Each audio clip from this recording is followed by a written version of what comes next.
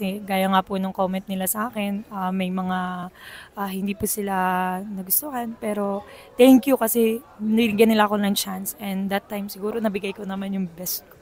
I think okay naman po yung naging performance ko and I think nabigyan ko naman ng justice yung song and kung ano man po mangyari, I'm really happy kung ano pa po yung maging kahinat na ng ating performances.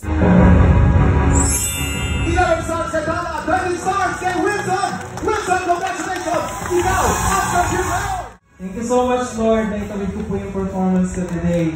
And sa inang pala, sa paniniwala niyo po sa akin, thank you so much po.